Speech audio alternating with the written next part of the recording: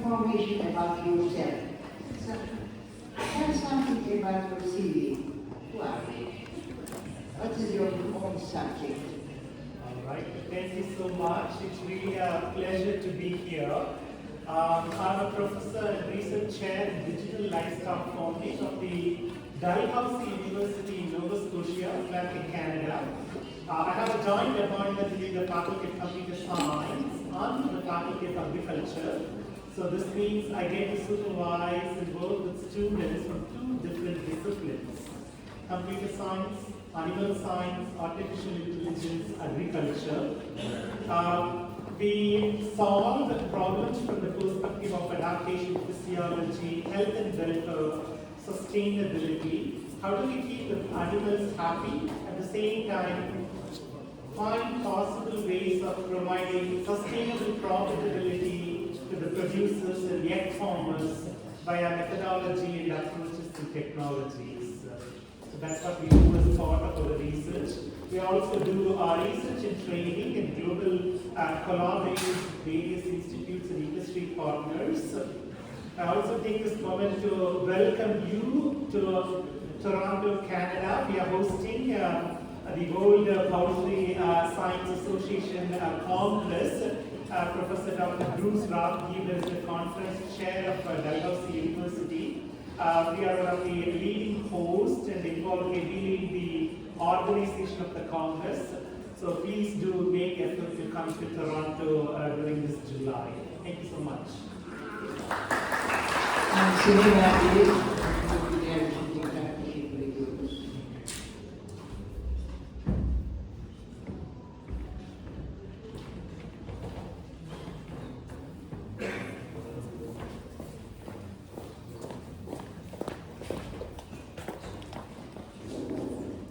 So how many of you here use large language models, maybe ChatGPT, Gemini, Claude, any LLMs?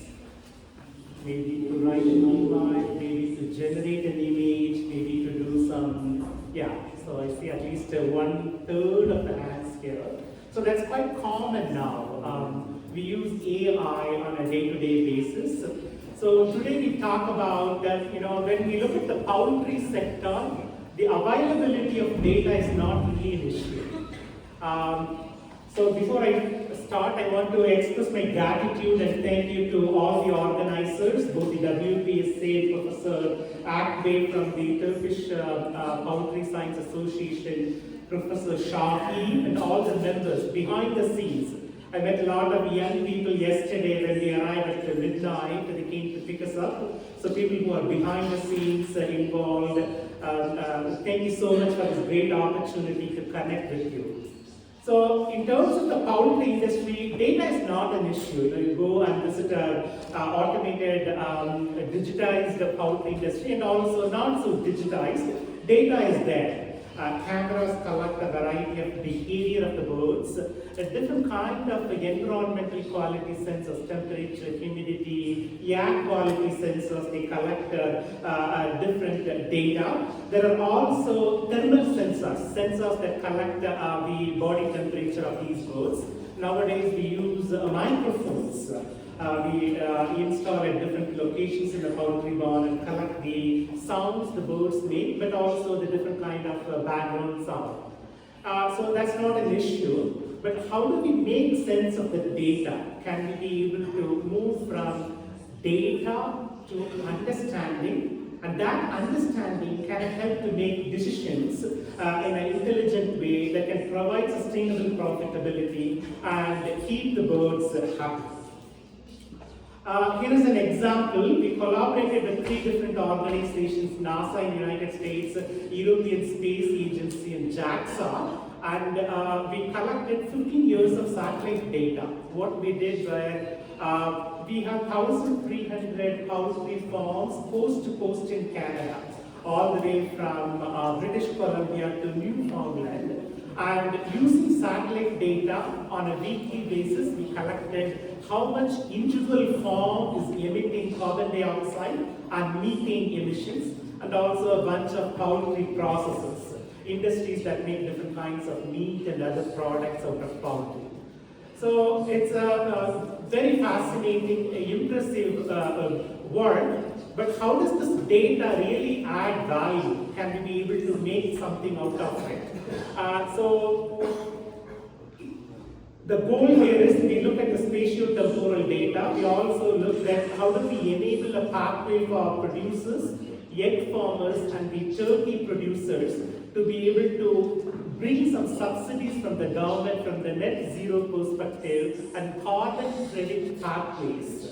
Because right now, as of now, there is really no ground truth available in terms of understanding how much emissions is happening from the sustainability perspective. So the satellite data from Sentinel and a variety of other satellite, private companies like GHGSat, they provide almost on a weekly to daily basis the emissions. So when we translate all of these data via artificial intelligence models, we can actually move from just crunching the number in the form of a handheld, readily available tool for the producers. So it's an eye in the sky.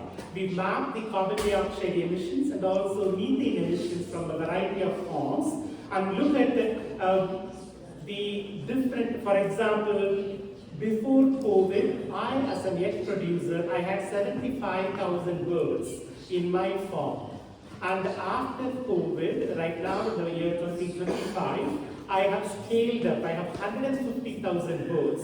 So how much of the emissions has happened? Can I be able to optimize based on the emissions to say something about the way I conduct on-farm daily operations? Is there a way to look at the connecting the data from the sky to an individual flock level? So that's one way to look at how do we translate this data into practical on-farm daily operations. So it's fantastic, but when we move here, for example, there are dashboards, you collect them, you go or use any kind of software. Nowadays there are quite a few dashboards. They provide a bunch of graphs. We can look at in terms of how I have been doing within a 50 or 100 kilometer radius, how my individual farm is performing in relation to benchmarking with the region, the province, as well as the country. Seasonal variations and also in terms of the temporal and spatial related variations can be quantified and understood based on the AI-based models along with AI data. Moving on, we also have what we call as a so this is a little bit old technology, a camera-based technology. We can actually count the number of birds just by using non-invasive computer vision technology. It's a 6-year-old technology we developed. Right now, the current progress is can we be able to measure the weight of individual birds in a real-time fashion. We use connect the camera and a variety of computer vision 3D application to be able to quantify how much each bird weighs on a daily basis in a real-time fashion. Another approach we are looking at is, can we be able to detect dead birds? When a farmer walks in a free-range system, there are about 150,000 birds. Sometimes the birds may not be doing very well from the behavior perspective. So can we be able to pick those birds which are not doing very well, just without touching them, without handling them in a much more objective way? Picking those dead birds is also a possibility currently being developed from our lab. Here is an example of how do we recognize a variety of behavior from a camera. There are 30 birds in this particular experiment we did. We did about 2,000 birds, scaled up 30 birds in each room, about 10 rooms, and then we scaled to a very large pilot scale facility, about 2,000 birds and about 25,000 birds. So again, this is an AI-based model. We can actually look at it, okay, the bird is flapping its wing, the bird is perching, the bird is feeding, bird is resting, bird is preening. Like that, we can come up with 23 different classifications of behaviors. Okay, what's the big deal about it? Again, the goal here is we collect a lot of data without touching them using computer vision and artificial intelligence combination. But in terms of scalability and generalizability, we are still able to make very good progress. But does these data translate into meaningful decisions? Does this provide a very good quality of understanding of the birds from the biological context? So how do we connect the large amount of data collection into the biological context in terms of the adaptation physiology, welfare, health, and on-farm daily operations of these farms? So there is a little bit of gap there, so that still needs to be looked at it. Where birds are destroyed, the eyes often talk a great deal. So the artificial intelligence also enables us to look at things that we usually think, oh, it's not possible, no, I can't do much about it. But the blink of an eye from a chicken can say a lot about the stress of the chicken.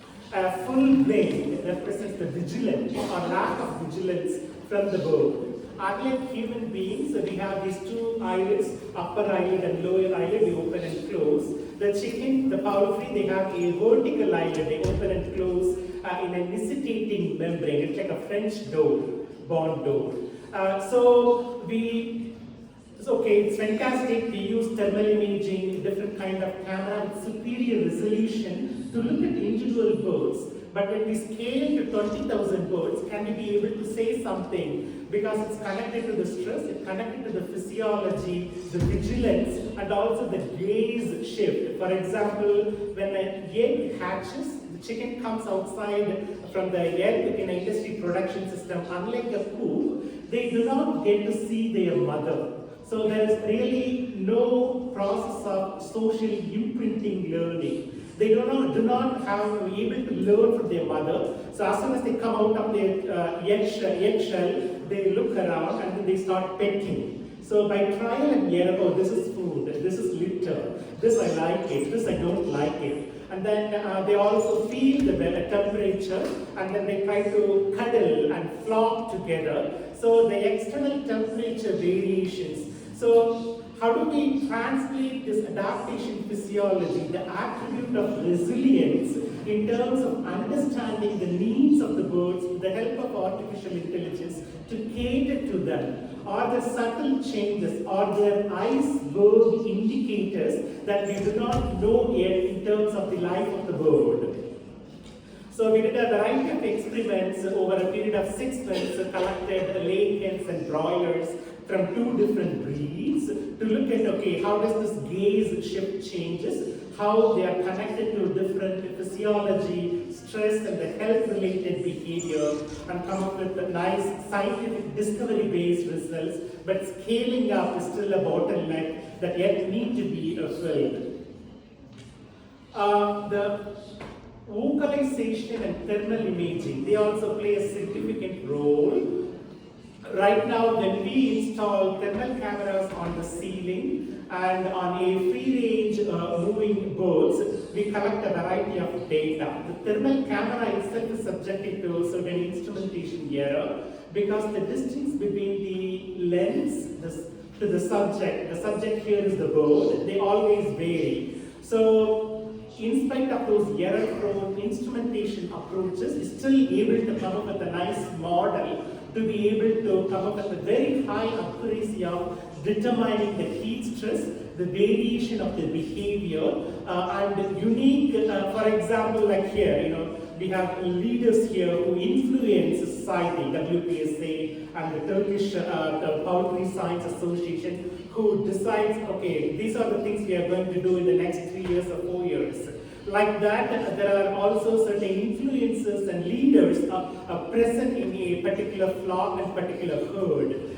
Sometimes there are also different unique behaviors they express. Some people in terms of disease progression and epidemiological perspective. So we are able to pinpoint and pick those signals based on the motility, movement and migration indices along with the thermal heat signatures. We had an opportunity to study turkey enrichment behavior. Right now, a lot of welfare-related emphasis is being given. When we look at Western Europe, Germany, Netherlands, France, and UK, we have this male chick culling is banned. Similarly, there are also a very heavy emphasis on end cage system in North America. We still have a enriched caging system, but there is the law is going to change in about few years, so that we have to completely move away from caging system to a free range. So that offers a lot of possibilities for research, but also for industry to look at, okay, how do I go about changing my husbandry and housing systems? Because right now we are very proud to say, oh, my birds live in a condo. We provide all of these facilities in a continuous feed and good quality of life. But completely moving away from an enriched caging to a flooring system opens up specific unique challenges from a Canadian perspective, from a North American perspective. So AI comes in handy from the sense of the big data perspective to offer new solutions when we look at the enrichment possibilities. From a playful perspective, if I'm sitting idle, I may not be very enthusiastic, I may be bored, so does the bird. So we did an experiment on coming up with a bunch of plastic balls with multiple holes in it, and we put black soldier larvae fly inside it and introduced them. The birds are very excited, they try to put their beak inside and the ball rolls, keep on rolling. They simulate their brain, and then we collect data regarding their activity, the ability of the bird to come up from the disease. When they fall certain level of sickness, how quickly they recover from that sickness, what is their resilience and adaptation capacity to those sickness in relation to behavior and environment, along with these variety of biosignals. We also introduced a variety of housing structures. You can see some of them like a bale, different kind of wooden structures where the birds can perch, and how different morphometrics, biological structures and materials contribute to enrichment for turkey birds. Can these learning is practically possible for large scale commercialization application? Can these learning be translated to poultry birds like laying hens and broilers that we introduce free range? So those are some of the ongoing research and questions we are doing from the data perspective. Dr. Neethirajan, complete. So right now I'm speaking the artificial intelligence when we use with the help of natural language processing and semantics, we can actually translate and develop a dictionary. We can actually tell what the birds say. When you walk into a barn, you hear different kinds of sounds, cluck, squawk, purr, and whatnot. But each of those sounds, when we put into context, when we translate them using artificial intelligence, we come up with a list of dictionary of letters and words. So here we can see E, A, I, Kinichi, Kumubu, like that, different kinds of words. Okay, fantastic. Now the AI can actually help you to translate, decode these, but so what? Can we be able to truly understand the emotional makeup of the birds? What does the bird say? Does the bird saying, I feel cold, I'm hot, give me a bit more space? So that can lead to possibly an intervention from the perspective of stocking density. So we use different kind of models, bird model, XGBoost based artificial intelligence model to come up with a variety of dictionary of words and labels. For example, in this case, what we have done here is we came up with 45 different categories. If the bird is going through a sickness, and we record those vocalizations and we try to decode them. The bird, for example, we induce stress by suddenly opening an umbrella or playing a dog barking sound in a controlled environment. The birds freak out because the birds have never listened to a dog before. or seen a visual stressor. So how does a visual stressor versus an auditory stressor play a role in terms of their physiology and also the emanation of the manifestation of the different vocalization bioacoustic signatures. So a variety of experiments were conducted to collect a lot of data to look at how these different sounds are emerging from. So for example, if the same number of letters, the same words are keep on repeating, then that means that is associated to certain context from the bird's perspective. It could be stress, mild stress, or more stress. So we can actually categorize the vocalization signature and then connect that to the actual, the life of the bird, what's going on in terms of the biology. So we actually came up with a mobile app. It's free for download in both the Android and the iPhone. So if you have, whatever the device, if you scan this QR code, you would be able to download that and then you can play with 45 different classes and categories of these sounds. And what does that mean? Distress, frustration, disappointment, hunger, picking, restlessness, all kind of 45 categories. So we work with a variety of ethologists, behavioral scientists, because AI can make up something, hallucinate something, but how do we create a benchmark? How do we actually put a gold standard to actually know, yes, indeed, that's what it means. So obviously we need to work with animal scientists, ethologists, and behavioral folks to be able to look at those value, and this was created. Why did the chicken squawk? Cluckify knows. This clever app from Dalhousie turns every chirp and trill into emotional data.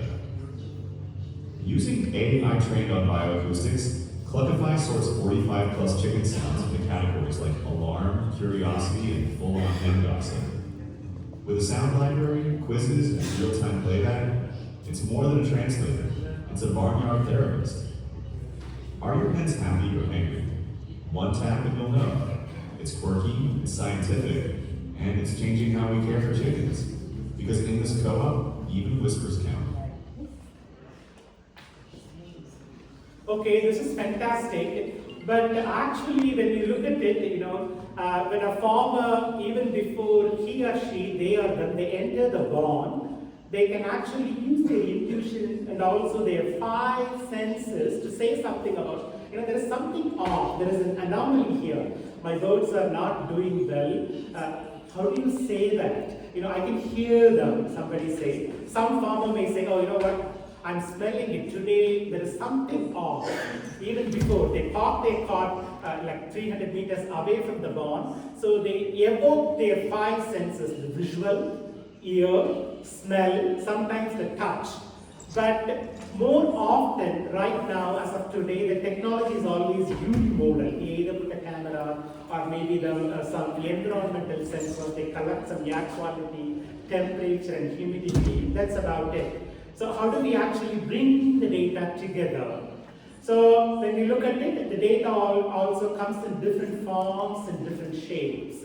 Right now I'm speaking, you are listening to me. There is a certain bioacoustics energy buried in it. So when we save the sound is in the form of a MP3 file or a WAV wave file.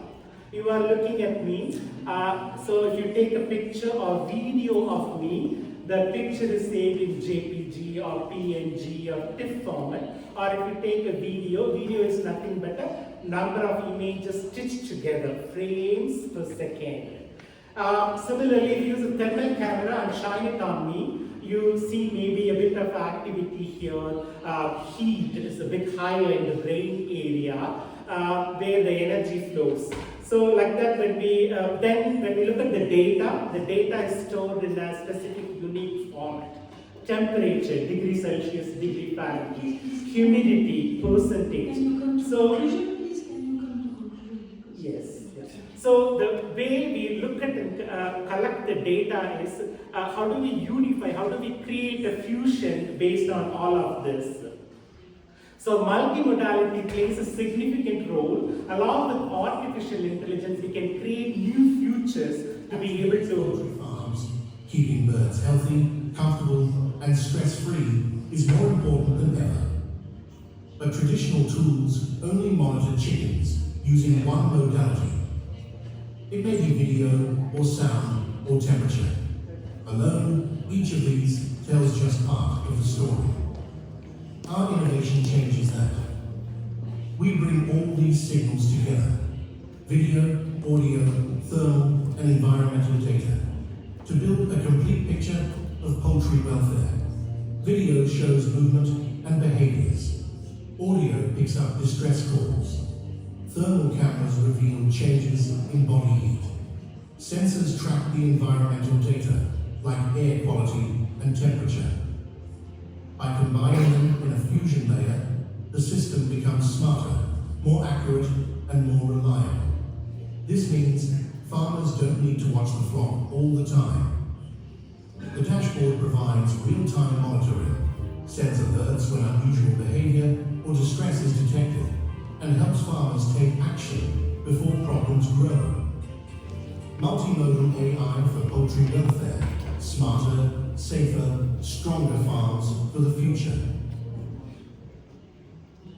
I want to quickly touch on the concept of digital twin. We have moved very quickly from a concept to a more of a early stage product development. So what is a twin? You know, if there is a twin sisters, twin brothers, the babies are born twin. Twin is an identical. It could be called as a virtual avatar. The idea here is how do we move away from reactive to predictive through proactive approaches? Can we be able to do real-time modeling and run what-if scenarios using the variety of sensors and artificial intelligence-based technologies so that we can come up with a unique way of identifying welfare? For example, in this case, we came up with a unified welfare index that brings together a variety of disciplines and multimodal data to be able to say something about the actual changes in the welfare quality of the birds in near real time.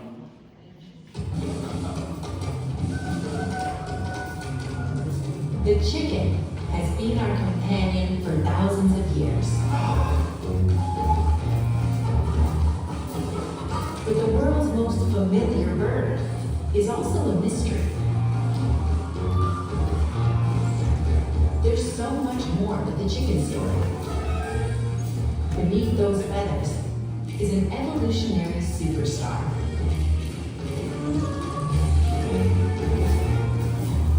These descendants of dinosaurs possess supersensory abilities, amazing brain power. They are absolutely sentient beings. They are intelligent, no doubt about it. And a complex social life full of twists and turns. Now, the chicken is wowing scientists who are diving deep into that walnut-sized brain, revealing secrets that could change the way we see chickens and impact how we treat all farm animals. Does an animal like a chicken recognize itself in the mirror? Has it knowledge about itself? It's time for chickens to step onto center stage.